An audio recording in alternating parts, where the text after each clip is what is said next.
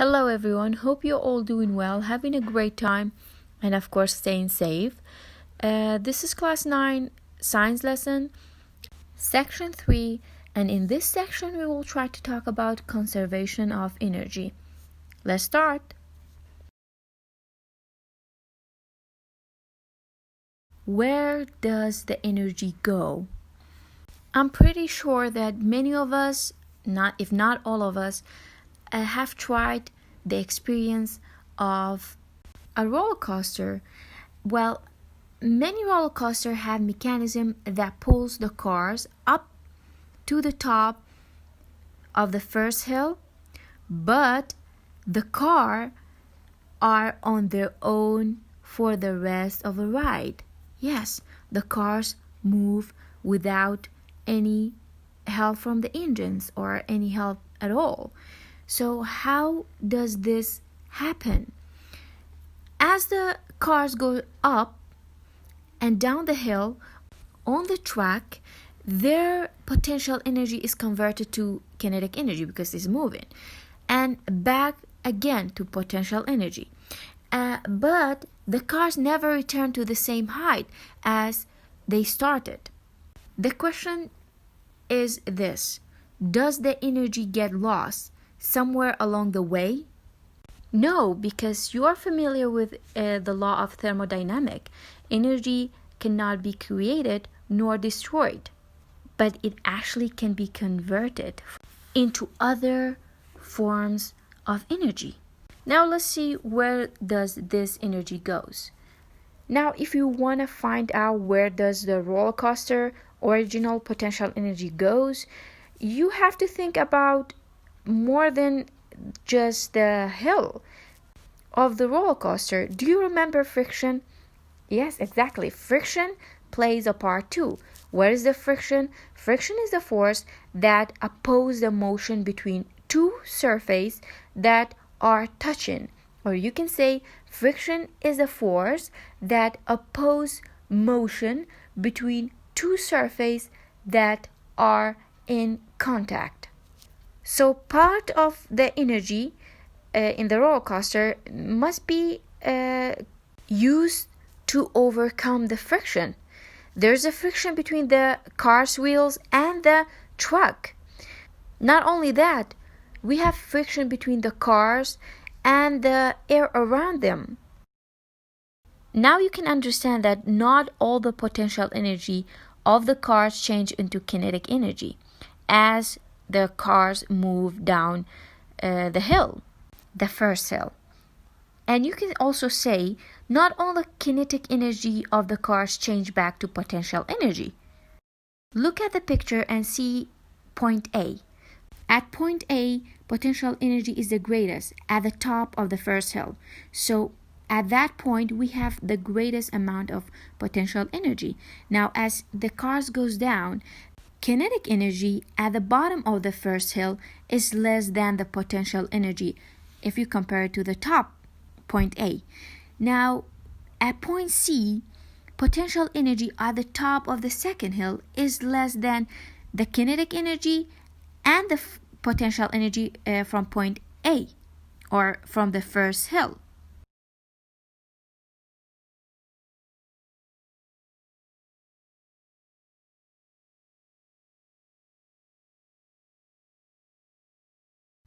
This part actually illustrates what I was talking about. You can see it starts with the potential energy, then goes down the hill, and it changes to kinetic energy. At point A, we have the greatest amount of potential energy. At point B, the kinetic energy is less than the potential energy. And point C shows you how the potential energy and kinetic energy is less than the potential energy of the point A or the first hill. Energy is conserved within a closed system. Let's take a group of objects as an example. So a group of objects in a closed system transfer energy only to each other. For example, a closed system that involves a roller coaster consists of a track, the car, and the air around it. That's a closed system. So how this happens? On a roller coaster, some of the mechanical energy is always converted to thermal energy.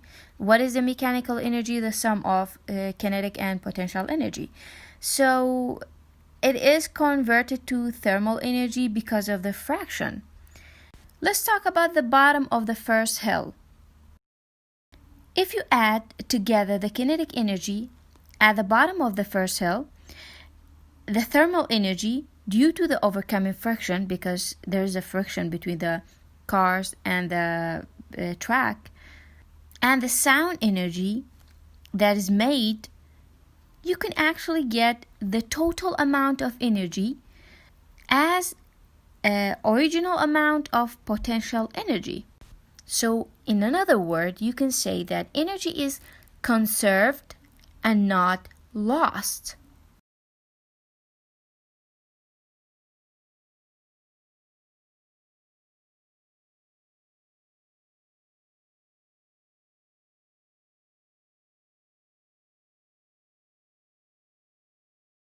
The law of conservation of energy.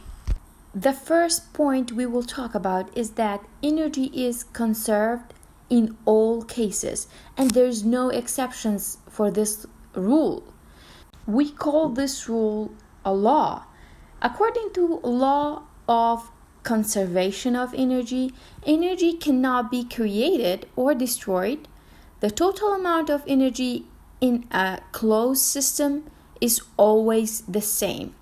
So, the law of conservation of energy is the law that states that energy cannot be created or destroyed, but can be changed from one form to another.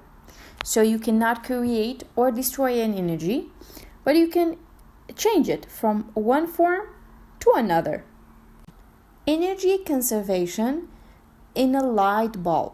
So you already know a light is very hot if you try to touch it.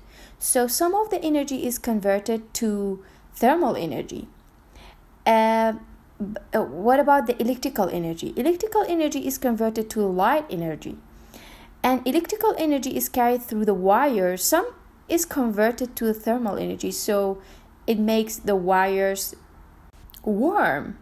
It is very important for you to remember that the law of conservation of energy tells you that energy cannot be created or destroyed, but it could be changed from one form to another. Keep in your mind, the energy can change from one form to another, but the total amount of energy in a system will stay the same. So it doesn't matter how many times the energy change, the total amount of energy will in a closed system will stay the same.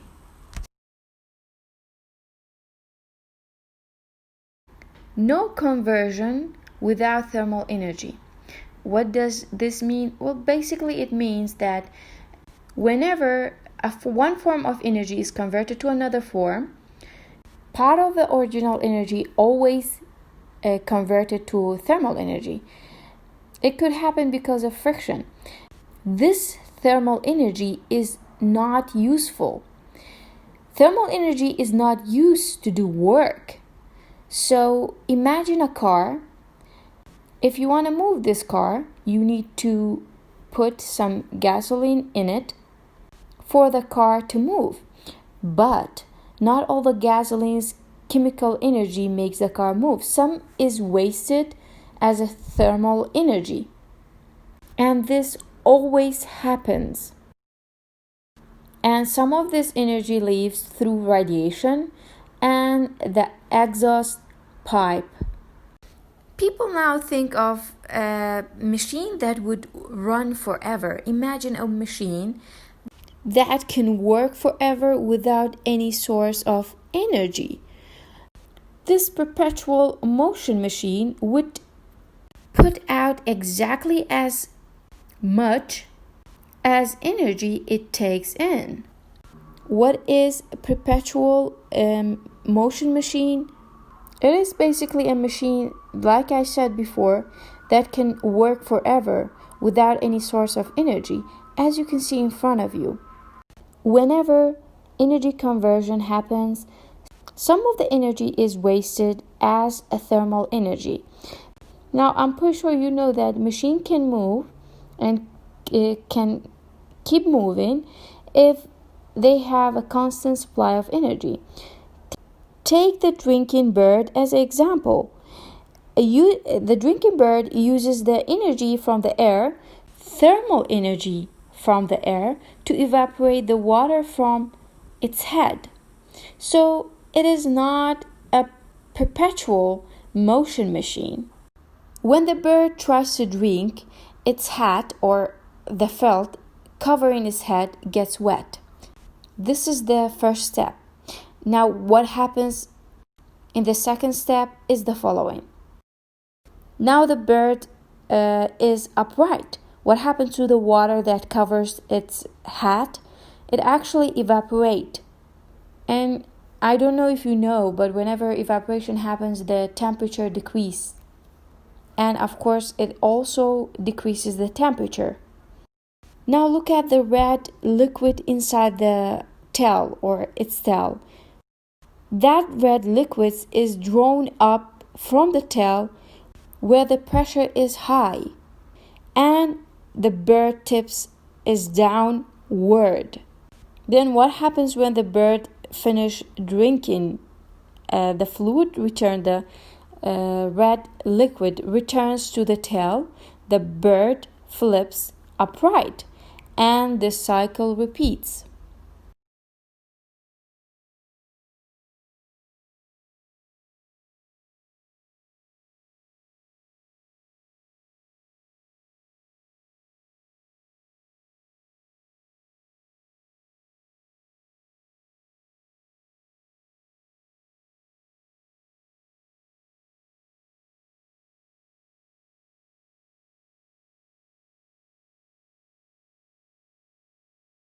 Making conversion efficient.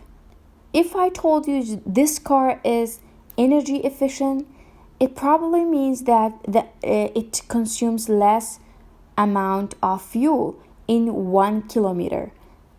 What if I told you your home is energy efficient? It basically means that your home is well insulated. What does energy efficiency mean in terms of energy conversion? Energy efficiency is comparing the amount of energy before conversion with the amount of useful energy after conversion. Let's say we have two cars. One of them has a high energy efficiency. If you compare it with the other one, the car with high energy efficiency can go farther than other car with the same amount of gas.